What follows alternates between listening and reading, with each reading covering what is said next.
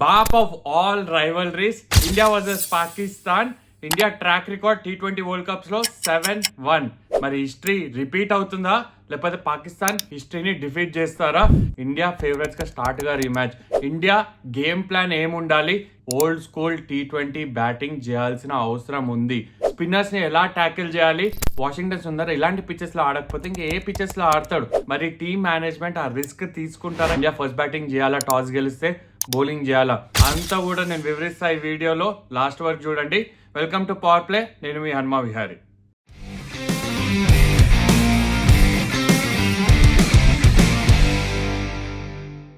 సరే, రైవల్రీ గురించి మాట్లాడుతున్నాం.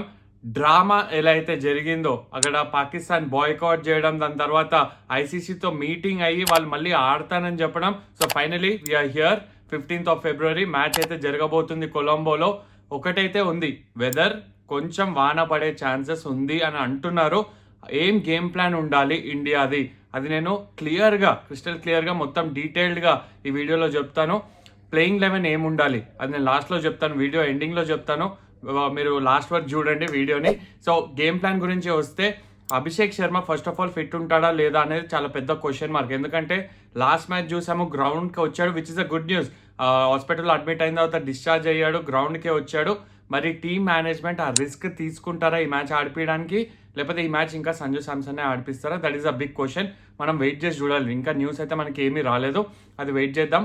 బట్ అక్కడ వెదర్ కండిషన్స్ గురించి మాట్లాడదాము. There is a chance of rain. ఏమవుతుంది అంటే, వాన పడితే ఒకవేళ, one good thing is Sri Lanka groundsmen చాలా మంది ఉంటారు, కవర్స్ కూడా మొత్తం గ్రౌండ్ అంతా ఫిల్ చేస్తారు. మనకు తెలిసిందే, గతంలో కూడా చూసాం కాబట్టి. సో అది ప్రాబ్లం లేదు, డ్రైనేజ్ ఇష్యూ ఉండదు, మ్యాచ్ త్వరగా స్టార్ట్ అయిపోతుంది. ఒకవేళ వాన ఆగిపోతే మ్యాచ్ ఒకవేళ మ్యాచ్ కన్నా ముందు వస్తే, అంటే 20 overs పూర్తిగా జరగకపోతే, మరి ఇండియా ఫస్ట్ బ్యాటింగ్ చేయాలా, సెకండ్ బ్యాటింగ్ చేయాలా, అది కూడా నేను చెప్తాను.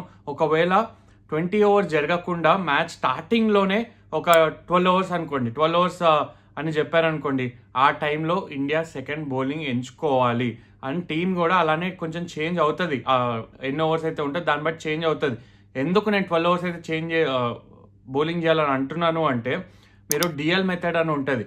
డిఎల్ మెథడ్ ఏంటి అంటే, ఇప్పుడు ఒక ఫస్ట్ టీం బ్యాటింగ్ చేసినప్పుడు ఆ 12 overs, దాని తర్వాత వాన పడినా కూడా మినిమం 5 overs అయితే జరగాలి. సో టార్గెట్ మీకు ఎప్పుడు తెలుస్తుంది, ఏ ఓవర్ తర్వాత ఎంత రన్ స్కోర్ చేయాలని.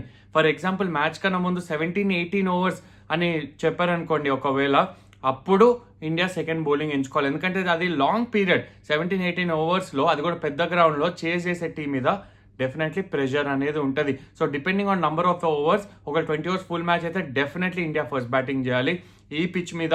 అండ్ సేమ్ పిచ్ యూజ్ చేస్తున్నారు, నోట్ దిస్ పాయింట్.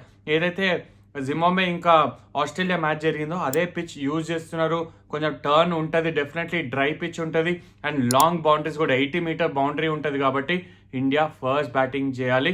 బ్యాటింగ్ కూడా ఎలా చేయాలంటే, ఇప్పుడు సూపర్ కార్సో, లేకపోతే 200 స్ట్రైక్ రేటో, 300 టార్గెట్ చేయడమో, లేకపోతే జెన్జీ బ్యాటింగో కాదు, ఓల్డ్ స్కూల్ T20 బ్యాటింగ్ చేయాల్సిన అవసరం ఉంది. ప్లాన్ కూడా అలానే చేయాలి.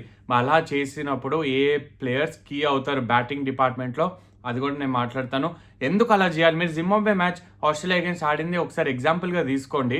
వాళ్ళు ఎలా ఆడారు? బెనెట్ ఎట్లా ఆడాడు? 59 balls 65 ఏమో స్కోర్ చేశాడు. కానీ వాళ్ళు 2 wickets కోల్పోయారు. కొట్టింది ఎంత? 169. విన్నింగ్ టోటల్గా మారింది ఆ వికెట్ మీద. యూస్డ్ పిచ్ కాబట్టి 160, 165 కూడా హై ప్రెషర్, హై వోల్టేజ్ గేమ్లో సరిపోతుంది. సో ఇండియా హోప్ఫుల్లీ టాస్ గెలిచి వాళ్ళు ఫస్ట్ బ్యాటింగ్ చేసి, they have to plan. Yes, power ప్లేలో కొంచెం రన్స్ కోసం చూడాలి. దాని తర్వాత పవర్ ప్లే తర్వాత కన్సాలిడేట్ చేయాలి. ఆ 6 to 15, 16 overs ఫేజ్లో ఎక్కువ వికెట్స్ కోల్పోకుండా 7 runs per over కొట్టినా కూడా సరిపోతుంది. Tilak Varma will be very crucial. ఒకవేళ తను లాస్ట్ వరకు ఆడి ఏషియా కప్ ఫైనల్లో ఎలాంటి నాక్ అయితే ఆడాడో, సెన్సిబుల్ నాక్, తన ప్రెషర్ హ్యాండిల్ చేయగలుగుతాడు, స్పిన్నర్స్ని బాగా ఆడగలుగుతాడు, స్ట్రైక్ రొటేట్ చేస్తాడు, రన్నింగ్ బిట్వీన్ ద వికెట్స్ కూడా చాలా క్రూషియల్గా మారుతుంది ఈ మ్యాచ్లో కాబట్టి. సో అది కూడా మనం ఆలోచించాలి. So Tilak Varma will be one crucial player. And Suryakumar Yadav batting డిపార్ట్మెంట్లో వాళ్ళిద్దరు sweeps ఆడగలుగుతారు, reverse sweep ఆడగలుగుతారు.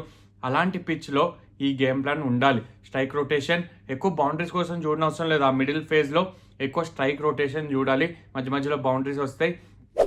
And also Axar పటేల్ని ఒకవేళ వికెట్స్ పడితే 10 overs లోపల 3 wickets పడినాయంటే తనని అప్ ది ఆర్డర్ పంపించాలి ఎట్ నెంబర్ 5.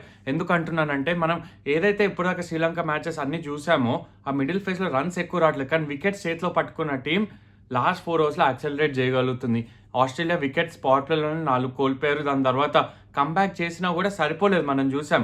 సో అందుకనే వికెట్స్ చేతిలో పెట్టుకోవడం చాలా important. Tilak Varma, Suryakumar Yadav and Axar Patel wickets ఒకవేళ 3 వికెట్లు పడినాయంటే తను ముందుకు రావాలి.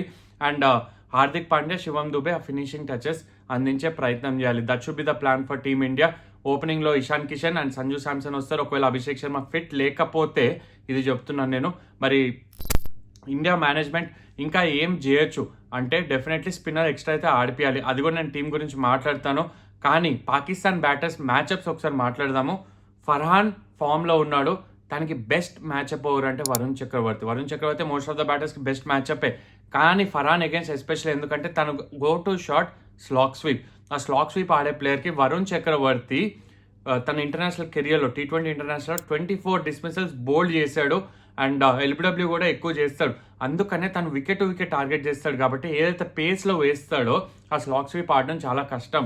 మన గతంలో కూడా చూసాము, ఎప్పుడైతే వరుణ్ చక్రవర్తిని లెగ్ స్టంప్ టార్గెట్ చేసే ప్లేయర్స్ అవుట్ అవుతారు. అందుకనే ఫర్హాన్ వర్సెస్ వరుణ్ చక్రవర్తి చాలా చాలా క్రూషియల్ మ్యాచ్అప్ ఉండబోతుంది. అండ్ పవర్ ప్లేలో చూసుకుంటే స్పిన్నర్స్ని తొందరగా తెస్తాడు సూర్యకుమార్ యాదవ్, దాంట్లో ఏ డౌట్ లేదు. వరుణ్ చక్రవర్తి 2 ఓవర్లు వేసిన పవర్ ప్లేలో నేను ఆశ్చర్యపోను. And he should be a good matchup to Farhan. And మిగతా మ్యాచ్అప్స్ గురించి వస్తే ఆబ్వియస్లీ కుల్దీప్ ఆడతాడని నాకు అనిపిస్తుంది. Will be a good matchup to Babar. మనం గతంలో కూడా చూసాం, బాబర్ని అవుట్ చేశాడు. ఆ middle phase Babar versus Kuldeep will be a interesting watch definitely. మరి వాళ్ళ స్పిన్నర్స్ని ఇండియన్ బ్యాటర్స్ ఎలా హ్యాండిల్ చేయాలి, ఎస్పెషలీ తారిక్ అండ్ అబ్రార్ ఇద్దరు డేంజరస్ బౌలర్స్ అంటాను. షాదాబ్ని గతంలో ఆడారు, నవాజ్ని ఆడారు గతంలో. వాళ్ళిద్దరు బౌలర్స్ని ఎలా హ్యాండిల్ చేయాలి? ఇఫ్ యూ ఆస్క్ మీ, షాదాబ్ని టార్గెట్ చేయొచ్చు ఇండియన్ బ్యాటర్స్. లెఫ్ట్ హ్యాండర్స్ ఎక్కువ ఉన్నారు మన బ్యాటింగ్ ఆర్డర్లో, టార్గెట్ చేసి నవాజ్ కూడా అంతే, లెఫ్ట్ హ్యాండర్స్ ఎక్కువ ఉన్నారు, సో డేంజర్ కాదు. వీళ్ళిద్దరిని 8 ఓవర్స్లో ఒక 50 రన్స్ 55 అయినా కానీ సరిపోతుంది. వికెట్స్ ఇవ్వకండి వాళ్ళని స్వీప్స్ ఆడొచ్చు, మీరు కావాలంటే సింగిల్స్ రొటేట్ చేయొచ్చు. వాళ్ళకి వికెట్స్ ఇవ్వకపోతే వేరే బౌలర్స్ని నవాజ్ అండ్ షాదాబ్ వాళ్ళు 8 వేస్తే ఒకవేళ, ఆర్ సామ్ అయూబ్, వాళ్ళ ముగ్గురు కలిపి 8 ఓవర్స్లో 75-80 కూడా టార్గెట్ చేయొచ్చు. అక్కడ 2 కలిపి ఎంత అయింది? ఒకళ్ళు ఇక్కడ 60, అక్కడ 80 ఆర్ 70 అనుకున్నా కూడా 130 రన్స్ అయింది. ఇంకా 4 ఓవర్స్లో 30-35 వచ్చినా కానీ విన్నింగ్ టోటల్ వచ్చేస్తుంది. సో వీళ్ళిద్దరికి వికెట్స్ ఇవ్వకుండా ఆడితే తారిక్ని డెఫినెట్లీ 11th ఓవర్ నుంచి స్టార్ట్ చేపిస్తాడు, అయినా కూడా పర్లేదు, వేరియంట్స్ రన్స్ వస్తాయి. అలా వాళ్ళు ప్లాన్ చేసుకొని ఆడాలి. 6 runs per over టార్గెట్ చేసుకోవాలి అబ్రార్ ఇంకా తారిక్ని. మిగతా బౌలర్స్ని వాళ్ళు అటాక్ చేయొచ్చు. That should be the game plan. సరే, ఇండియా ప్లేయింగ్ 11 గురించి వస్తే మీరు ఆశ్చర్యపోతారు, కానీ నేను చెప్పే ప్లేయింగ్ 11 ఒకసారి జాగ్రత్తగా వినండి. నేను ఎక్స్ప్లెయిన్ కూడా చేస్తాను ఎందుకు అంటున్నాను. సంజు శాంసన్ / అభిషేక్ శర్మ ఫిట్ ఉన్నాడంటే సంజు శాంసన్ రిప్లేస్ చేస్తాడు. ఇషాన్ కిషన్, తిలక్ వర్మ, సూర్యకుమార్ యాదవ్, హార్దిక్ పాండ్యా, శివం దుబే, అక్షర్ పటేల్, వాషింగ్టన్ సుందర్, కుల్దీప్ యాదవ్, వరుణ్ చక్రవర్తి అండ్ జస్ప్రీత్ బుమ్రా. నేను ఈ 11 ఎందుకు చూస్ చేసుకున్నానంటే, వాషింగ్టన్ సుందర్ ఎట్ నంబర్ 8, అక్షర్ పటేల్ ఒకవేళ ముందు వెళ్ళిన నంబర్ 5లో, హార్దిక్ పాండ్యా 6, శివం దుబే 7, వాషింగ్టన్ సుందర్ 8. వాషింగ్టన్ సుందర్ ఫస్ట్ ఓవర్ వెయ్యాలి.